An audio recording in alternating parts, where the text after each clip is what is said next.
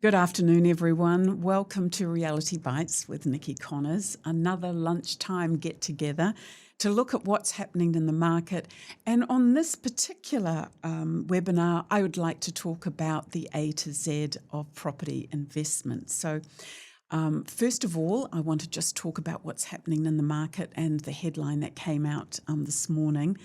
But I also want to introduce you to a guest this afternoon, one of my clients who is in Ashburton as we speak. So Jared Ross from Ashburton, we look forward to speaking to you about your particular journey. First of all, in the headlines this morning, it was very encouraging.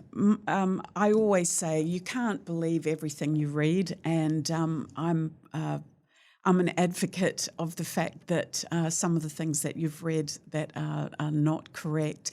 But it does make a difference to how people view property. When there's so much negativity in the market, in as far as the headlines in the press, it does filter through to how people think. However, this morning, very encouraging. We've got Tony Alexander, economist, as you know, who you know I follow, and we think the same way. He's very positive. I think he was saying that he's 99% certain that interest rates will not go up by very much, and if so, this will be the last rise.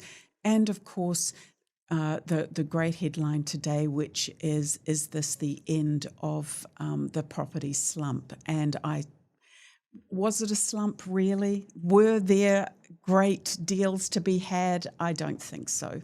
But we are definitely seeing a change in attitude. There is a positivity out there.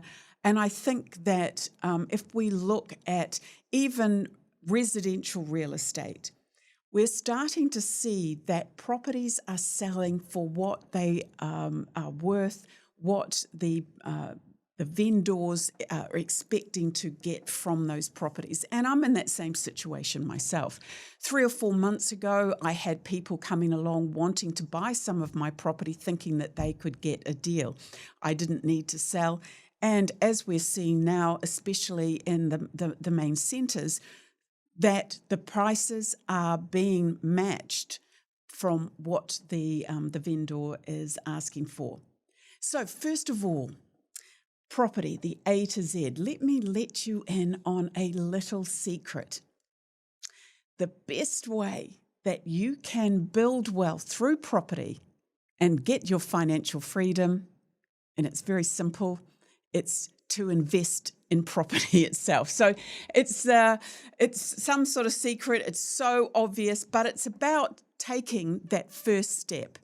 And that's very much one of the things that we want to talk to our guest today, because I saw him a few times at some of my seminars, and it took a while before he decided to invest in property. So the secret is, take that first step, whatever the market is showing you at the moment, because of course this is a long-term investment. And when we're talking about long-term, it doesn't matter what the market's doing today.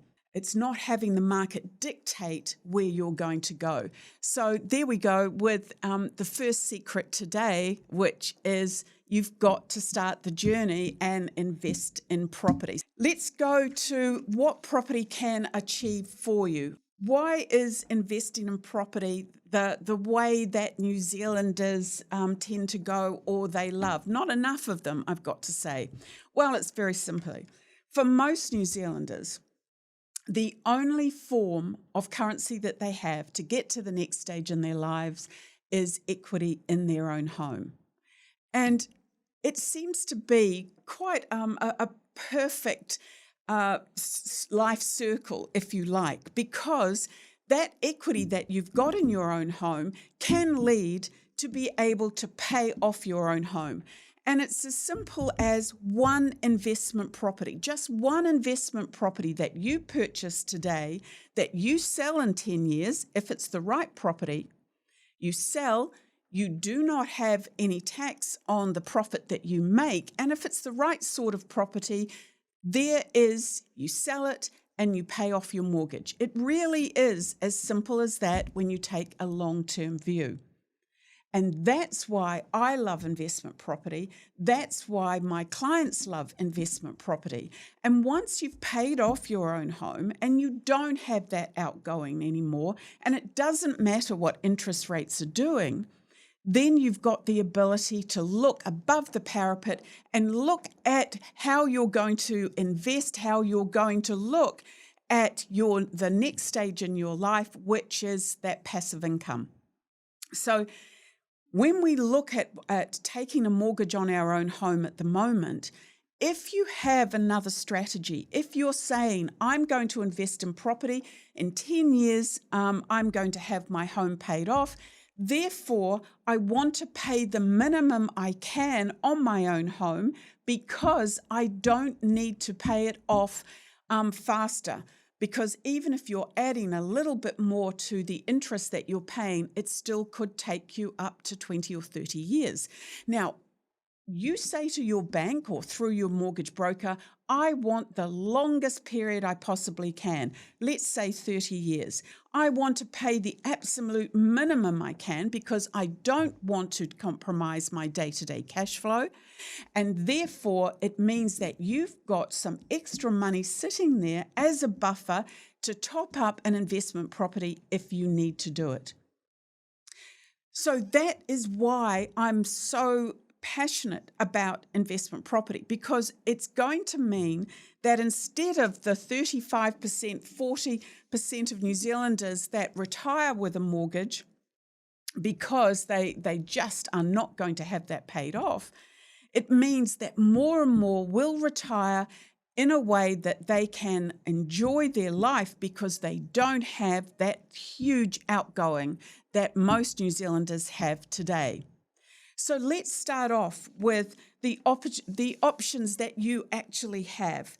Now, when I see clients that come to me and they say, well, do I need to invest in property? Maybe we won't. And I see that their household income is maybe $140,000. They've got a $500,000 mortgage. They're never going to have that paid off. And most of the people that come to me also do not have money in the bank. And why? It's not because they're not savers. It's because as typical New Zealanders, they're busy paying off their mortgages, bringing up their children, and just taking care of life. So when we look that there are three ways really for most New Zealanders to invest in property: money in the bank, the share market, and property. So let's look at money in the bank. Even if you had $1 million in the bank today and it was getting 2%, that's $20,000 a year, which is taxed by the government. So you're not even going to make and be able to spend $20,000 a year from your $1 million. On top of that, cash is not inflation proof. So what you can buy today with $1 million, you're not going to be able to buy the same thing in the future. Part of that also is KiwiSaver. Now with KiwiSaver, of course, it's very rare that I see people that have got more than a couple of $100,000 in the bank, which is fantastic. Always spread your risk. However, with KiwiSaver, what's it going to do in 10, 15, 20 years when you retire? It's not going to give you very much. Good to have another string to your bow, but it's certainly not going to supplement your day-to-day income. And when we retire, we tend to live longer. So we've got a longer time in which to be able to take care of ourselves, or have to take care of ourselves, and to do it in a way that gives us the lifestyle that we require. Share markets, same thing. Always good to have another string to your bow. But once again, with the share market, if you don't have a lot of cash to invest, it's going to take you longer to achieve the sort of goals that you have. And that's where we come to property. This is the one thing, as I said, that New Zealanders have. They don't necessarily have money in the bank. They don't necessarily have enough for stocks and shares to make any difference in their lives. And even with KiwiSaver, it may not be enough to give you the lifestyle that you are used to when you retire. But what we do have is equity in our home. That's the currency that we have. And that is probably when it comes to equity in your home, the banks will only loan for one thing, and that's for property. So let's look at the fact that for most people, that's all that they have to help them get to the next stage in their life. So when people come to me and they're going, well, I don't know what I'm going to do. Well, in a lot of instances, there is no other choice.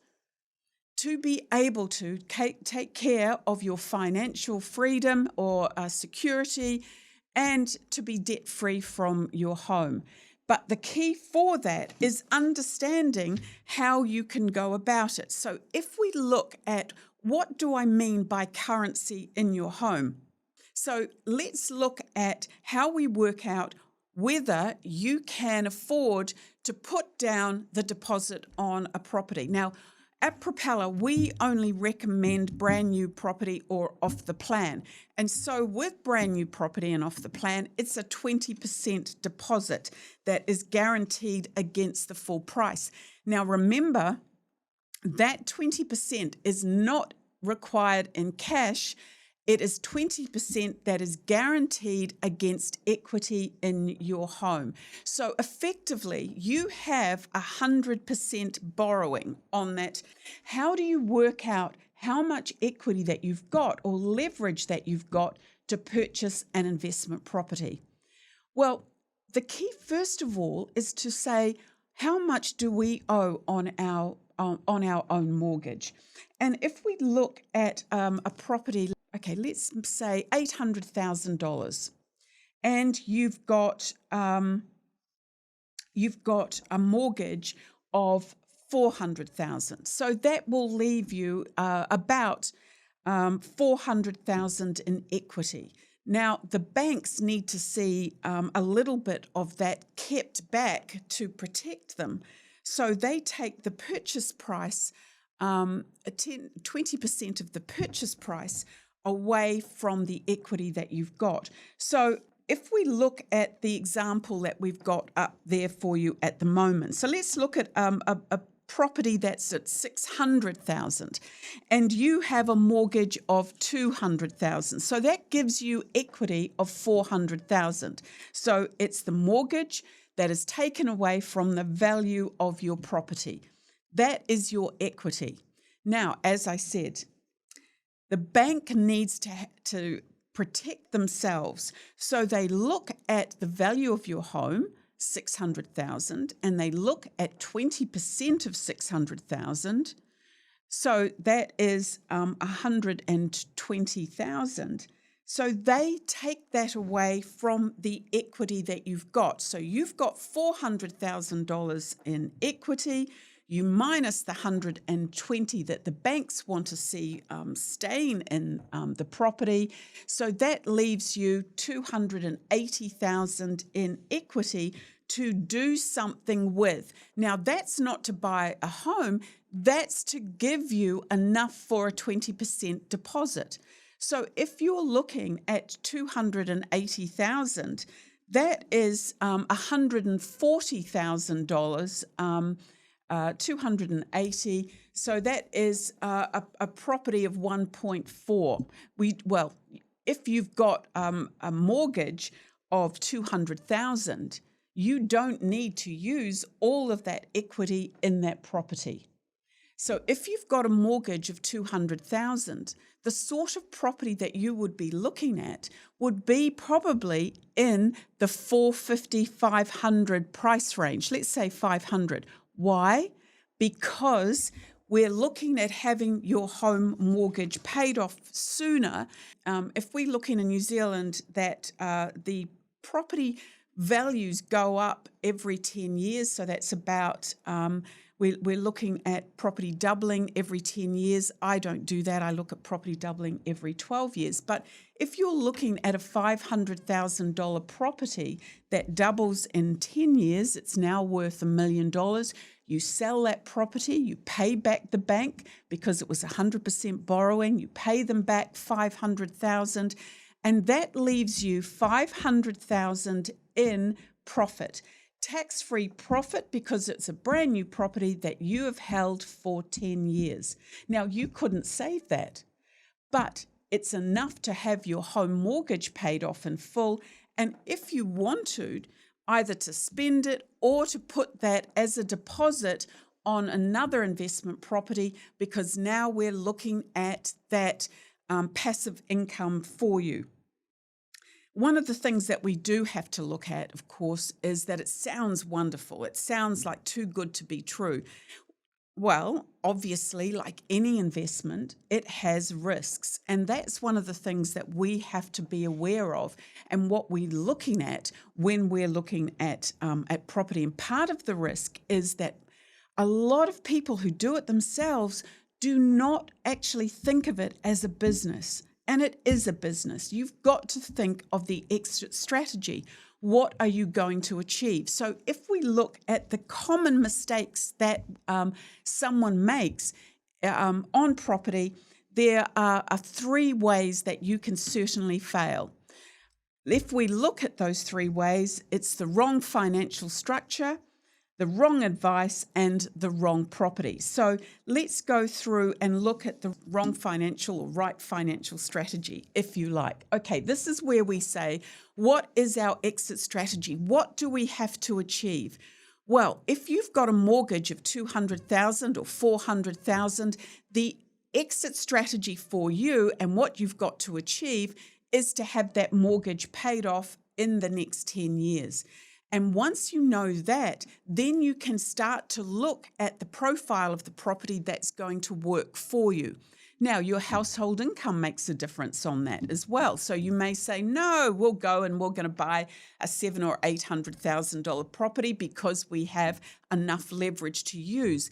But we've also got to look at a number of other issues that you may have. How is your home mortgage set up at the moment? Are you paying too much? Are we able to claw some of that back to have some money there as a buffer if interest rates go up on the investment or you need to top up the investment?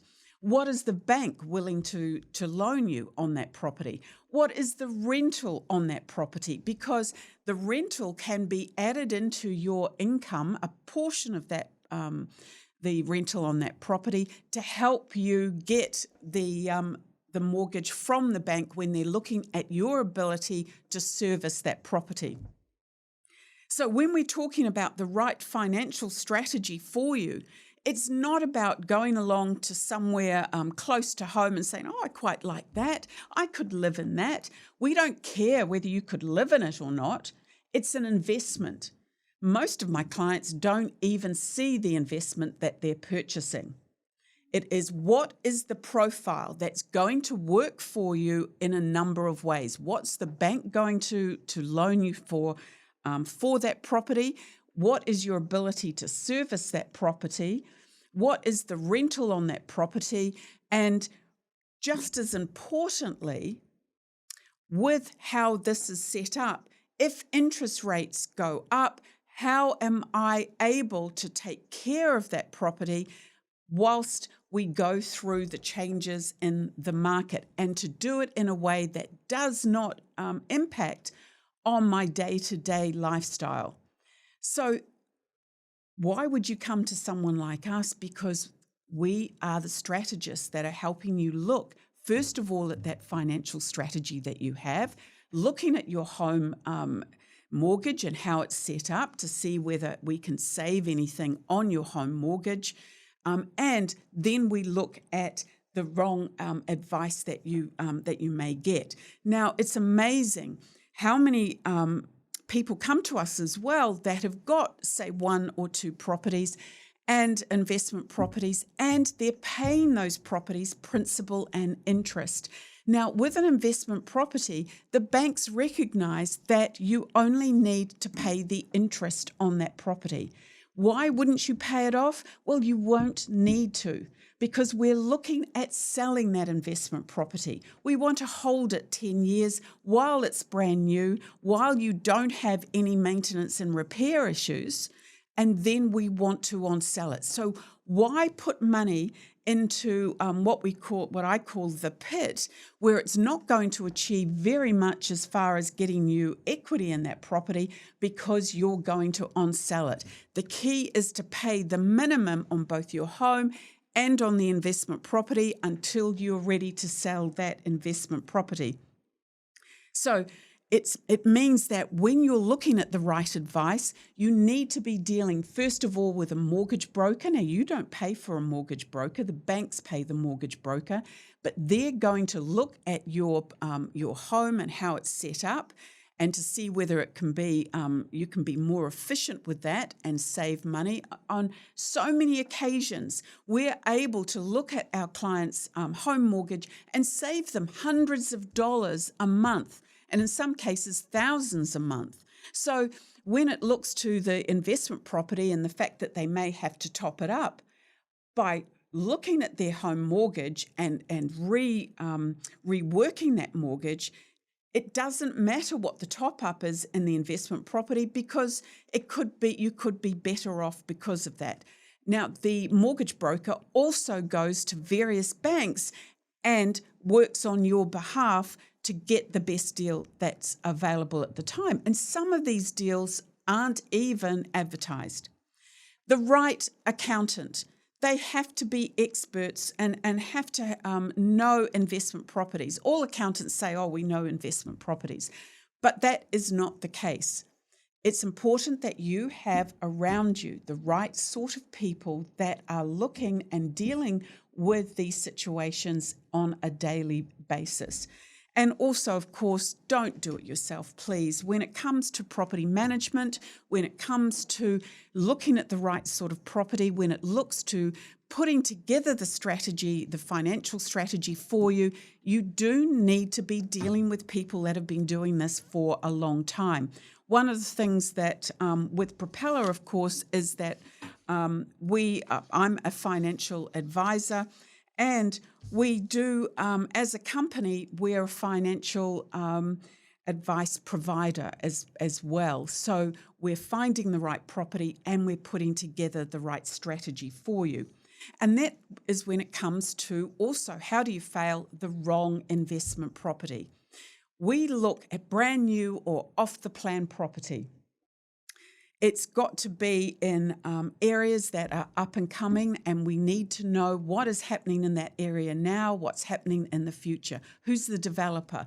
What has he built before? What are his fixtures and fittings like? What is the demand for rental in that area for that property today? What is the demand for rental in the future? What is the demand by both homeowners and investors for the likes of that property in the future as well? And so with brand new property, 20% deposit is all that's required. You can you don't have maintenance and repair issues on that property. It's up to code as far as healthy homes are concerned.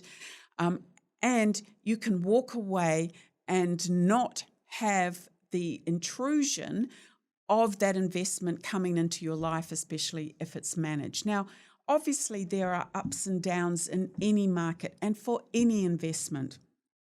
We've got to understand that it really is about a long-term goal. And so if today, when you're settling on a property and we're seeing that there may be a dip in the value, we've seen dips, we've seen highs. If you look at the property cycle or the property market over the last hundreds of years, it is not just an up escalator, as I like to say. It goes like this.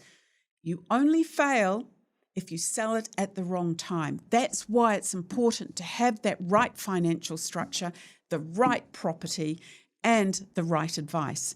Now, I'd like to introduce you to a client of ours, Jared Ross from Ashburton. Hi, Jared. How are you?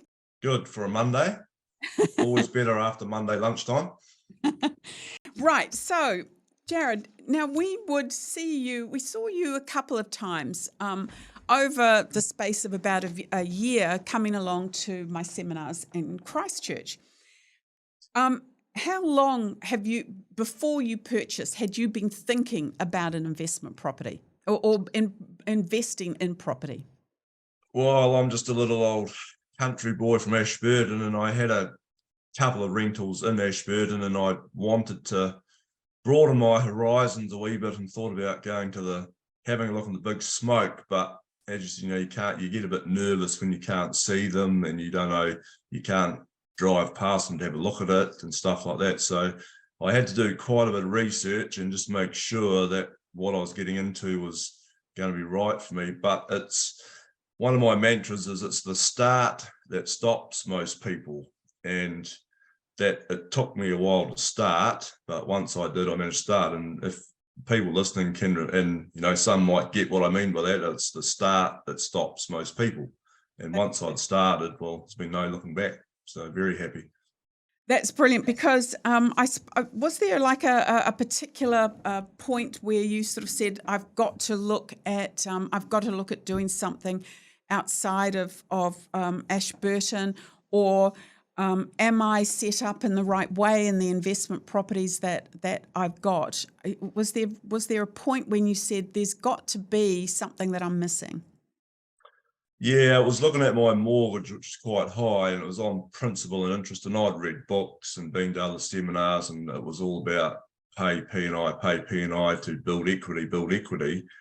And I would see, and I'm talking, I had an $800,000 mortgage, and every year it would drop by about 10 or 12,000, and I'd be doing cartwheels down the street that I've paid another 12, 13,000 off my $800,000 mortgage. I'll have this paid off when I'm 70. Well, when I get to 70, there's a lot of living to do. I've got a lot of living to do between now and then. And it wasn't until I'd sat down with you and it was a light bulb moment of why are you actually paying that principal off when you can sell it? So it was like a light bulb moment, and in the end, an absolute no-brainer. And I guess sometimes like I said, I'm just a little country boy from Ashburton. It's a bit slow on the uptake sometimes. No, not at all. I mean, I think if you don't mind me saying, one of the things that you had was your investment properties, wasn't it, in Ashburton that were Yeah. on principal and interest. And by taking off that principal portion of it, that was quite a saving. Because I know everyone is concerned about whether they have to top up the investment property, especially if interest rates are about 6%. But by putting your investments onto interest rate only, it saved you a hell of a lot, didn't it, at the time? Oh yeah, the monthly cash flow was absolutely huge. And as I said, that by paying that principal, as you said, you're just paying it into pit. You're never ever gonna get it back after 20 or 30 years. But so if investment property, and if you have to top it up a bit, well, at least at the end of 10 years that you're actually going to get it. You're going to get something back from actually doing that. Yeah, and as you said, by paying off 10 to 12,000 a year, it really doesn't make a difference. When we go on to, I've been going on to Sorted for some clients, for clients at the moment, and looking at what they're paying on their own home, with the interest rate that they're paying over that 20 to 30 years, and it's the banks. It's almost double that you're paying, because the banks on a $600,000 or $700,000 mortgage, you could be paying up to $300,000 back to the banks, and I mean, it just doesn't make sense, does it? In that respect. Well, you might as well, use a $50 note and flush it down the toilet, because that's pretty much what you're doing. And you never, once it's gone, it's gone. But like I just said, doing it the other way, you're actually going to get it when you sell that investment property. You're going to, hypothetically, you might have over 10 years, if you put 10,000 into it, it's 100,000, but you're going to come out with 500 or 600. Now, if anybody said to me anything, well, if you invest 100,000 now and in 10 years' time, I'll give you 500 or 600 back. Well, I would probably do it any day of the week. Yeah, and that's the thing in that long term. But you're right, it just sounds too good to be true.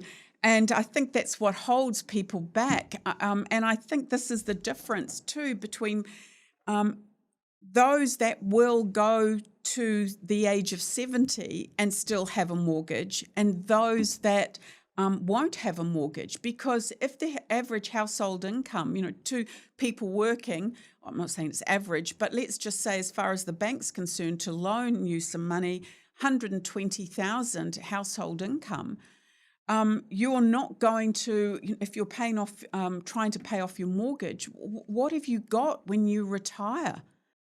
Yeah, and everybody's got different goals, and I want passive income of probably $1,000 to $1,500 a week, whether I'm working on the back of my farm, driving a truck, driving a bus, lying on the beach in Hawaii or south of France in a winery or something like that. As long as I'm doing it, that money comes in. Now, a lot of people, and it's a lot of people my age, our mum and dad said, you got to go to work, you got to get a job. And I can remember my mother saying to me, it's just such a relief when you have your home mortgage paid off. Well, if you can provide us a vehicle, which you're doing to get that paid off quicker, well, then everybody's, so like I said, it's a no-brainer. Everyone's going to be happy. No, that's right. But that was definitely our parents' generation, no debt. The difference is that what we, I think, understand is that there's good debt and there's bad debt. And having a mortgage on an investment property is considered good debt. Just going back to your situation, because, you talked about your home as well. And that was one of the things that is really important. When we looked at what we wanted to achieve for you, we had to take your home into consideration as far as what you were paying out on your home. And I think along with the mortgage broker, Jared, that reduced as well, didn't it? So that the payments not only on your current investment properties, but also on your home reduced. I mean, how much were you saving about, do you think? Yeah, when you actually can see an extra $200 or $300 not going out it might have been each week, I think it was, it's actually huge. And all of a sudden you've got an extra $1,000 a month, which becomes quite handy. Well, it does. And so it can sit there if you need to top up the investment property. And you're absolutely right. Once you've got, you talk about what your goals are. Once you've got your home mortgage paid off and you've got all of that extra discretionary spending, it's amazing what you can do with it. And $1,500, $1,000 a week passive income, that's only two medium properties, the rent on two medium properties with no debt. So it is achievable for a lot of people. What's your goal as far as, so you've got a couple of properties at the moment. Where are you heading? I want to get the ones I've got in Ashburton, I want to get them freehold, and that will give me probably 2,000 passive income a week. And I'm doing it by how you suggested it, buying this one that I've got in Auckland, holding it for 10 years, and it'll double. And I know it's bloody hard to believe that, people say properties double every 10 to 12 years, but if you go back into history, it does. And classic example, when I came back from the UK in 2002, we bought our first house for $102,500. That house today is probably worth $450,000. If it sold today, it would be $450,000, and that's in a place like Ashburton. Now, you go somewhere like Auckland or Hamilton, I'm sure that the growth rate up there is going to be a lot higher than a little rural provincial town in the middle of the South Island. Yeah, well, for a few years there, it was up to 40%, which is great. But I mean, we don't put that into our cash flows. But you're absolutely right, and I think that you've got to look at what your parents, what they paid for their home, what you paid for your home, even 5 years ago, and so. Yes, if you look online, there may be a little bit of a dip, But the point is that over that time that you are going to see the property values go up as the need for property. That's not going to go away. And I think it's in July that we're going to see, for instance, students coming back into the country again. We're already seeing in Auckland in the apartment market that they're now turning over and selling. There's quite a bubble going on and bubbling under the surface as far as that's concerned. But also we're seeing that across the country rents are also going up. So I think that we are looking at coming out of that. Now, I predicted it was going to be towards the end of the year, and I'll stick to that. But I think that we are now starting to feel a lot more comfortable with what is happening in New Zealand with that property market. So can I have some questions? Jared, if you don't mind, would you mind reading out some of the questions that are there, and we'll look at answering those. One of them is, hi, how do you suggest individuals manage the cash flow deficit from buying an investment property with an LVR of 80% or more, 100% LVR recommended by you at interest rate of 5% and above? Okay, so this is where we come back at the moment to look at your the situation on your own home. So one of the things that we're doing for clients is that looking at the term of their home loan, a lot of the time it's on 20 or 25 years. The mortgage broker is extending that out to 30 years and looking at what is the minimum principal and interest the bank will take. Another way of handling that is that when we settle on that, when the client settles on that property, we have the mortgage broker borrow a little bit extra to sit there as a buffer or to have revolving credit. So if it's $100 a week, that extra that you've got to pay, that's $5,200 a year. The cost of borrowing that $5,200 to top up that property does not compare to the potential capital growth that you've got. So if we look at going down to the lowest that you can pay on your home mortgage, extending your home mortgage, getting a buffer or revolving credit, we will see interest rates go down. I think that has been accepted.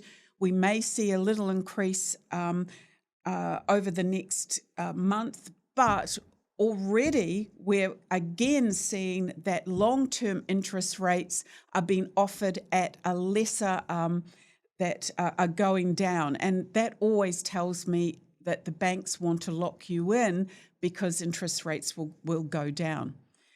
Any other question, Jared? Yeah, what will happen with interest rates? Oh, well, I've answered. Obviously, no one's got a crystal ball, but I think because we are seeing that the inflation now is at a more manageable, it didn't go to where was predicted, big surprise, that the interest rates, as I said, I think we'll probably see one small increase. But I totally agree with Tony Alexander, who is, as I said earlier, 99% certain that we've reached the peak for those interest rates. So if you're looking at fixing, I personally, for myself, I am not going to be fixing an interest rate long term at the moment. Any other questions? What is the rental demand for investment properties? Oh, well, what we're seeing, going back to what has happened over the last year particularly, we've got development companies that are going under, development companies finding it difficult to get funding. We've got investors, we've got homeowners reluctant to sell at the moment. So we're actually seeing that there is a growing demand for rental properties because of the shortage, but also look at the areas as well. So rents have gone up in Auckland. They're going up again. Hamilton has always had great rental increases, and Christchurch with their rentals as well. And you look at areas like Rolleston, there are families waiting to go into houses in Well, those. I know in Ashburton, Nikki, the demand is just unbelievable. And we're just, as I said, a rural 20,000 population town of rural community. And there's just we've had 13, 15 people going to look at properties. So Yes. So we with our property management in Auckland and the property managers that we deal with in Christchurch, there is a huge demand. And of course, we still haven't seen New Zealand back to where it was with immigration and people coming back into the country as well. can't fault the property management team as well that you put us onto for my investment property in Auckland. Cherie and Melanie are bloody great to deal with. Absolutely. Thank you. No, that's brilliant. And that's Metropolis Property Management there. Thank you very much. I didn't pay him to say that, by the way. Is there any other question? Well, thank you so much. I really appreciate it, Jared, all the way from Ashburton. I'm in Auckland today, flew up from Christchurch. Isn't it wonderful technology? Thank you for your time and talking about your experience.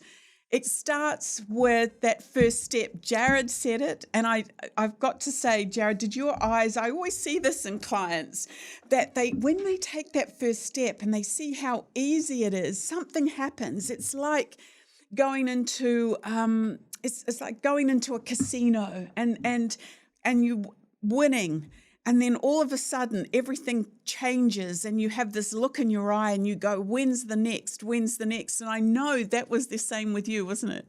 Oh, absolutely. It's just what I call light bulb, and everybody has them at different times in their life, light bulb moments. And I had a couple with it. And just if you want to do it, as I said, it's the start that stops. Most people start and then you actually find out you end up going too far to go back and you've got to carry on going. And just, I don't think, well, if you have any regrets about it, you've obviously done something wrong, haven't got the right advice, but your crew, Nikki, are just absolutely outstanding. So thank you thank you so much. So if you want a free advice, a free consultation, I have only senior consultants.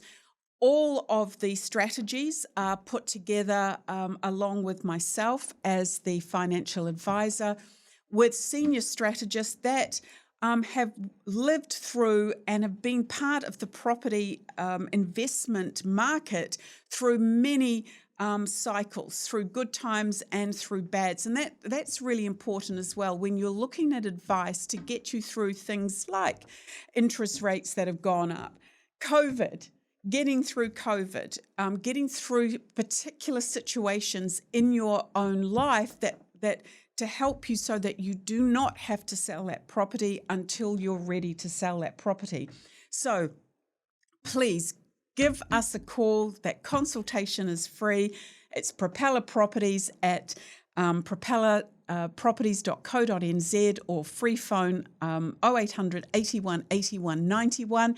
And if you go to our website, I decided that I wanted everyone to see my journey and to know about my journey and how I went from struggling, being at the top of my game, struggling and coming back through property. So many people have asked me for copies of my book, and I thought, why not give it free? So go to the Propeller Properties website, download a free copy of my book. It's about my life journey and how property got me back to where I am today. But we so look forward to seeing you. And what does it take just to have that initial conversation? But I tell you something, when you see the strategy and it's short, medium and long-term strategy that's been put together for you, it's going to make a big difference in your life. Thank you so much for your time. and have a happy rest of the day.